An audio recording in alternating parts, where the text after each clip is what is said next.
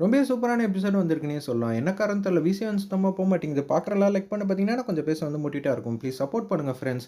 இந்துமதிக்கு இப்ப தான் அந்த வீட்ல கருணா எப்படி இருக்காங்கங்கிற விஷயம்லாம் ஒண்ணு ஒண்ணா வந்து தெரிஞ்சுக்கிறாங்க. அந்த இடத்துல சுகுணாக்கும், ஜெயந்திக்கும் கிருபா செய்ற விஷயம் சுத்தமா வந்து பிடிக்கவே மாட்டேங்குது. அந்த இடத்துல அப்பன்னு பார்த்து வீட்டு வாசல்ல இருக்கிறப்ப, கிருபாவோட தம்பி வந்து பேசுறாங்க.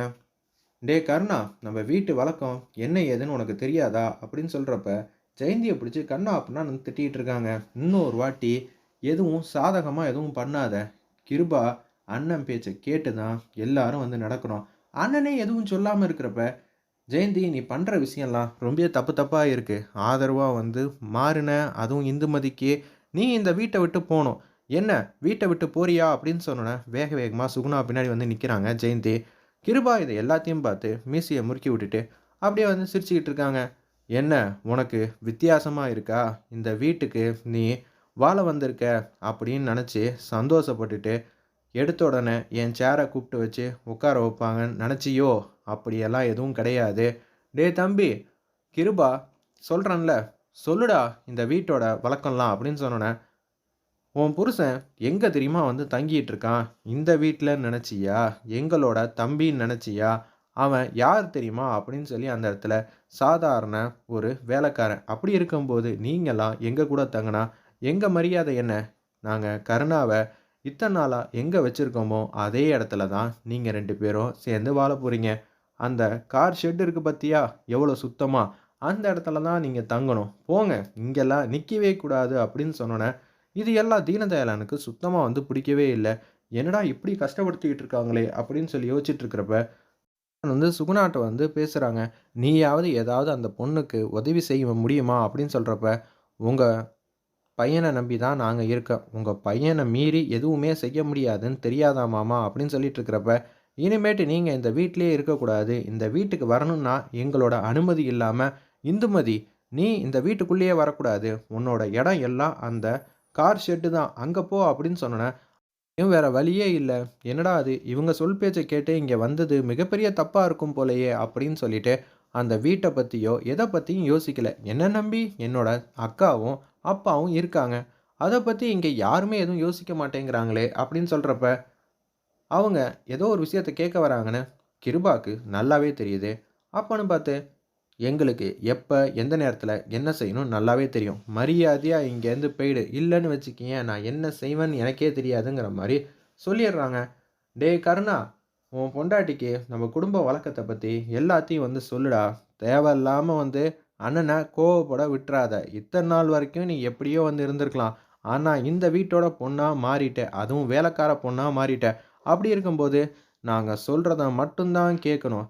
சுகுணா என்ன ஏதுன்னு பார்த்துக்க" அப்படின்னு சொல்லி கிருபா வந்து சொல்லிட்டு அங்கேருந்து வந்து போறாங்க. அந்த இடத்துல, "என்னடா இப்படியெல்லாம் வந்து நடக்குதே! கல்யாணம் பண்ணதுக்கப்புறம் நம்ம வீட்ல தான் இருக்க போறாங்கன்னு நெனச்சு சந்தோஷப்பட்டா, இப்படியெல்லாம் வந்து பண்றாரேன்னு" சொல்லி யோசிக்கிறாங்க. அந்த இடத்துல ஜெயந்தி மட்டும் கிட்டக்க வராங்க. எல்லாரும் போனதுக்கு அப்புறமேட்டுக்கு, "எனக்கு உதவி செய்யணும்னு தான் தோணுது. ஆனா இந்த குடும்பத்தில நீ வாக்கப்பட்டு வந்துட்ட. என் தங்கச்சிய நீ தாம்மா காப்பாத்தி குடுத்துட்ட. அதுவரைக்கும் சந்தோஷம்மா. இனிமேட்டு உன்கிட்ட பேச முடியாது. ஏதாவது உதவின்னா கேளு. கண்டிப்பா உனக்கு ஆதரவா வந்து நிப்பேன். இப்போதைக்கு எனக்கு என்ன சொல்றதுன்னே தெரியலம்மா. அந்த ரூம்லயா நீங்க எல்லாரும் தங்க போறீங்க? எனக்கு ரொம்பவே கஷ்டமா இருக்கு. ஏன்டா கருணா, நீயாவது அண்ணங்கிட்ட ஏதாவது கேட்க வேண்டியது தானே? நான் என்னைக்கு அண்ணங்கிட்ட வாய தொறந்து கேட்டுருக்கேன். உங்களுக்கு தான் தெரியாதா அண்ணி?" அப்படின்னு சொல்லும்போது, "இப்படியே வாய மூடிக்கிட்டே இரு. உன்ன நம்பி ஒரு பொண்ணு வந்திருக்கா. அவளுக்கு தேவையானது எல்லாத்தையும் நீ தான் செஞ்சு தரணும். இத்தன நாளா நீ அங்க பேச்சுலரா அந்த ரூம்ல வந்து தாங்கிட்ட. ஆனா, இப்ப எப்புட்றா குடும்பஸ்தனா நீ அந்த ரூம்ல வந்து தங்க முடியும்? ஏதாவது கேட்டுருக்கலாம்ல. அங்க என்ன சத்தம்ங்கிற மாரி கிருபாவோட தம்பி வந்து வாய்ஸ் கேட்ட உடனே, சரி நான் உள்ள போறேன். இனிமேட்டு இங்க நிக்க முடியாதுன்னு சொல்லிட்டு அங்கேருந்து போயிட்டுருக்காங்க. அந்த இடத்துல சுகுணாவுக்கு மனசே சரியில்ல. சுகுணா கிட்ட அவங்க பொண்ணு வந்து பேசுறாங்க. "அம்மா, என்னம்மா நீயாவது அப்பா கிட்ட ஏதாவது எடுத்து பேசியிருக்கலாம்ல. எல்லா பிரச்சனைக்கும் காரணம் நீ தான். உன்னால தான். உனக்கு புரியுதா?" அப்படின்னு சொல்றப்ப, என் மனசுக்கு ரொம்பவே கஷ்டமா இருக்கே. இப்ப நான் என்ன செய்வேன்னு தெரியலங்கிற மாரி அவங்க பொண்ணு வந்து யோசிச்சுட்டு, அண்ணிகிட்ட நம்ம போய் பேசுவோம்ன்னு சொல்லிட்டு பேசலான்னு வரப்ப, இந்த வீட்லேருந்து யாரும் எனக்கு தெரியாம அங்க போயி, அவங்க கிட்ட தேவையில்லாம நம்ம குடும்பத்த பத்தி பேசுறதோ, குறிப்பா சுகுணா நம்ம பொண்ண வந்து பார்த்து வச்சுக்க.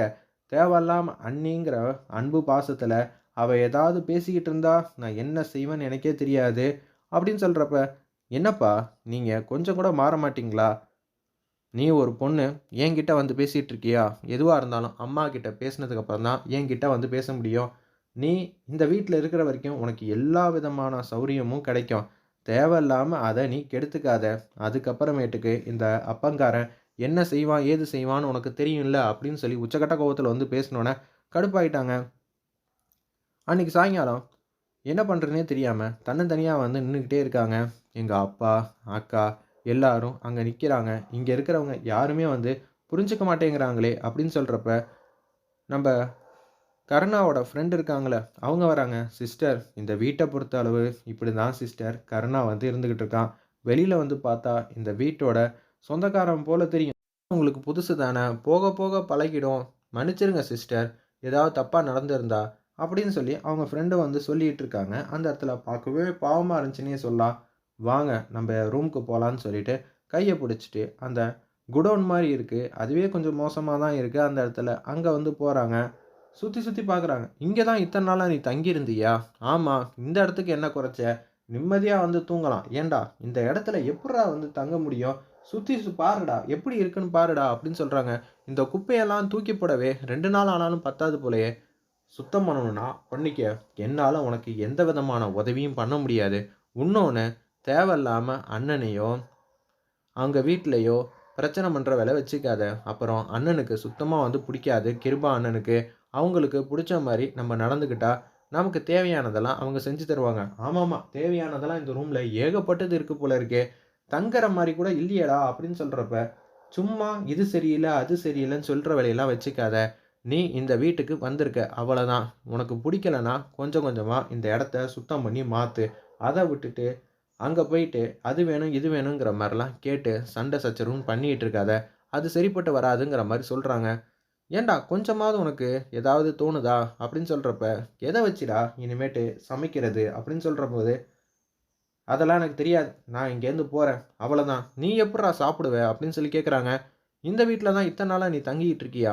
"ஆமா, இங்க தான் தங்கிக்கிட்டு இருக்கேன்." அப்படின்னு சொல்லிட்டு, இனிமேட்லாம் பேசுறதுக்கு வேலை இல்லன்னு சொல்லிட்டு இந்துமதிய தனியா விட்டுட்டு அவங்க பாட்டுக்கும் பைக் எடுத்துட்டு வெளிய வந்து போறாங்க. "என்னடா சிஸ்டர விட்டுட்டு நீ பாட்டுக்கு இங்கே வந்து உட்காந்துருக்க?" "ஆமா, அது சரியில்ல, இது சரியில்லன்னு அந்த குடோன்ல வந்து இருக்கிறது எனக்கு சுத்தமா பிடிக்கலன்னு இந்துமதி பேசிட்டு இருக்கா. இன்னொன்னு அண்ணன்கிட்ட கேட்டு வாங்கித்தான்னு சொல்லிட்டு இருக்கா. என்னால எப்படி கிருபா கிட்ட வந்து கேட்க முடியும்?" "டேய் நீங்க பண்றதெல்லாம் பார்த்தா தப்புன்னு தான்டா தோணுது. அந்த பொண்ணு மாட்டுக்கு நிம்மதியா சந்தோஷமா இருந்துச்சு. ஆனா நீங்க இப்படியெல்லாம் வந்து பண்ணியிருக்கீங்களேடா! அட்லீஸ்ட் தங்கறதுக்காவது நல்ல இடத்த வந்து குடுத்துருக்கலாம்." அப்படின்னு சொல்றப்ப, "இன்னைக்கு வேற உனக்கு சாந்தி முகூர்த்தம் இல்ல" அப்படின்னு சொல்றாங்க அந்த இடத்துல. இத கேட்ட உடனே அவங்களுக்கே ஒண்ணும் புரியல. கிருபா வந்து யோசிக்கிறாங்க. ஆமால்ல, இன்னைக்கு எனக்கு சாந்தி முகூர்த்தம் இல்ல அப்படின்னு சொல்லி யோசிச்சுட்டு, அப்படியே வந்து திங்க் பண்ணிட்டு இருக்காங்க. வெயிட் பண்ணி பார்ப்போம்.